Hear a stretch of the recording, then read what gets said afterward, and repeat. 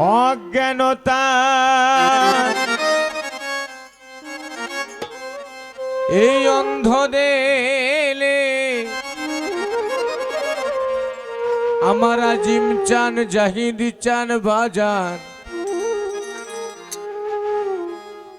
আজ দাও জ্ঞানেরি জোসনা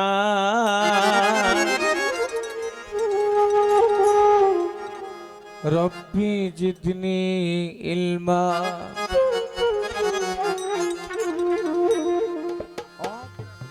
সিংড়া থানাতে একজন ভান্ডারী ছিলেন। ভান্ডার তরিকা এমন একটা তরিকা, ভালো তরিকা, যদি সেটাকে মানতে পারি, সব তরিকাই ভালো যদি মানতে পারি। যারা 8 রাকাত তারাবি পড়ে তারাও ভালো, যারা 12 রাকাত পড়ে তারাও ভালো, যারা 20 রাকাত পড়ে তারাও ভালো। তাই যদি আমি মানতে পারি, যারা প্যান্ট পরে তারাও ভালো, যারা শার্ট পরে তারাও ভালো, যারা পাঞ্জাবি পরে তারাও ভালো, যদি টাকনুর উপরে রাখতে পারি। হ্যাঁ বাবা, ঠিক তো? কথা সত্য। ল্যাঙ্গুয়েজ ঠিক রেখে চলতে হবে, ঠিক তো? হ্যাঁ বাবা। 100 তাই বলে আবার কিন্তু নবী হুজুর পাক সাল্লাল্লাহু আলাইহি সাল্লাম তার পাক বিবি ছিলেন 13 মতান্তরে 14। তুমি আবার এটা বানিয়েও না, ভুল হবে, ঠিক না? তোমাকে যে ল্যাঙ্গুয়েজ দেওয়া আছে তার ভিতরে থাকো। আরে হ্যাঁ, তার ভিতরে তুমি থেকে ধর্মকে প্রচার করো।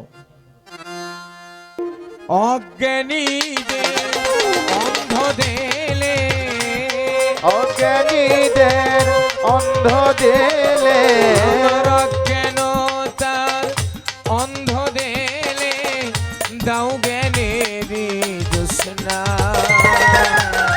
রব্বি জিতনি ইলমা, ইয়া রব্বি জিতনি ইলমা। আর অজ্ঞানতা অন্ধ দিলে, অজ্ঞানীদের অন্ধ দিলে দাও জ্ঞানেরি জোসনা।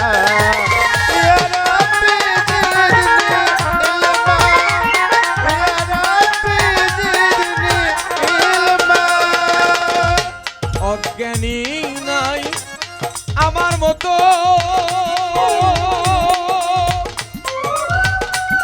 ভান্ডারি তোমার এই জগত, অজ্ঞানী নাই আমার মতো।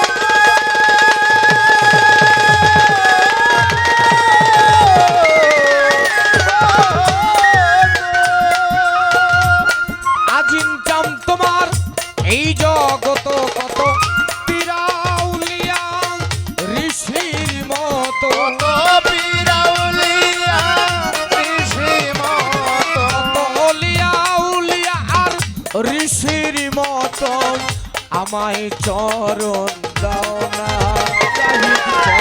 রব্বি জিতনি ইলমা, ইয়া রব্বি জিতনি।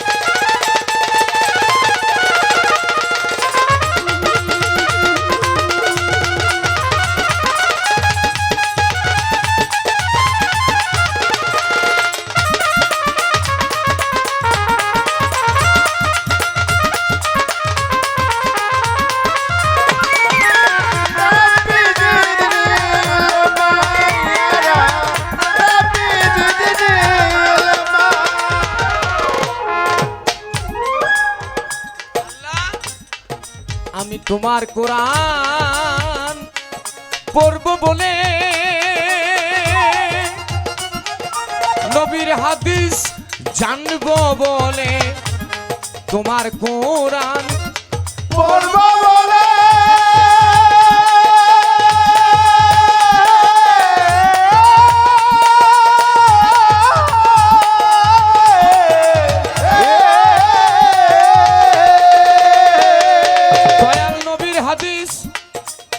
জানবো বলে, তাই আমার এই পথ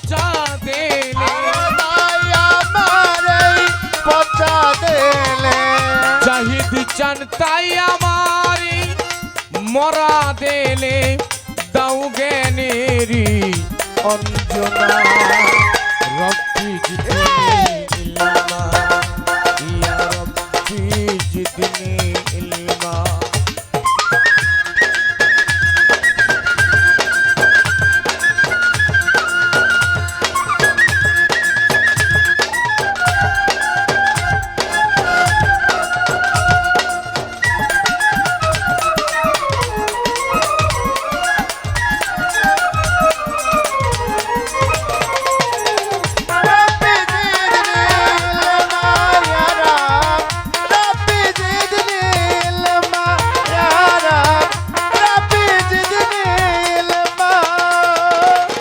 আসতে একটু আমি তো অনেক টাইমের জন্য চলে যাব, তাই আমার গ্রামবাসী সব আমার ভালোবাসার মানুষ যারা আসছে তাদেরও যেন একটু লাভ হয়, তাই না?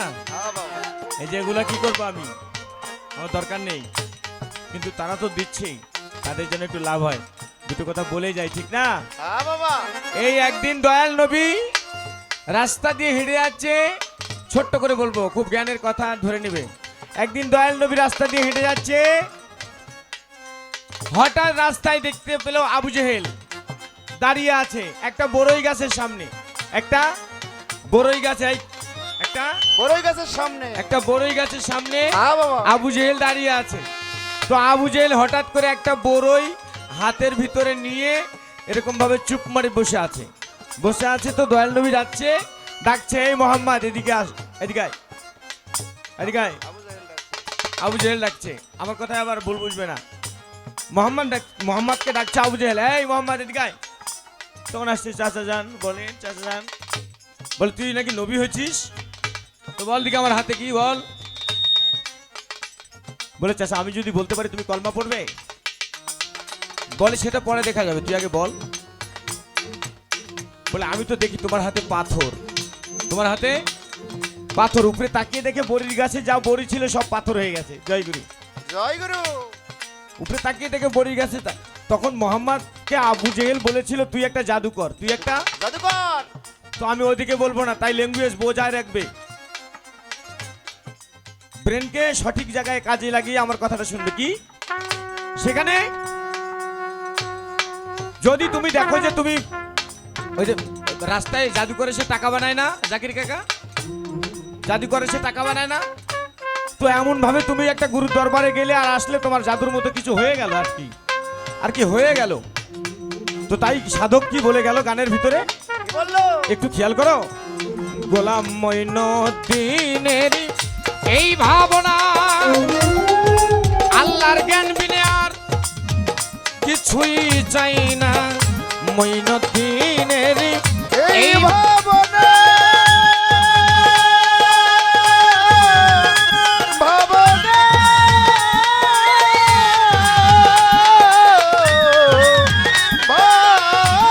ভাবনা। আব্দুল আওয়াল লে এই ভাবনা, আমার আজিম চাঁদের জ্ঞান বিনে আর কিছুই বুঝে না, তোমার জ্ঞানে কেউ হইলে জ্ঞানী, তোমার জ্ঞানে কেউ হইলে জ্ঞানী, তোমার জ্ঞানে কেউ হইলে জ্ঞানী, তার নাই তো চিন্তা।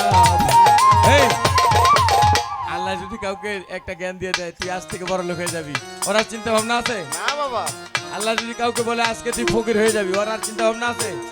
হ্যাঁ, মাওলা তোমার জ্ঞানে হইলে জ্ঞানী, তোমার জ্ঞানে হইলে জ্ঞানী, আর তোমার জ্ঞানে হইলে জ্ঞানী, কেউ নাই তো চিন্তা ভাবনা, রব্বি জিদনি ইলমা, ইয়া রব্বি জিদনি ইলমা।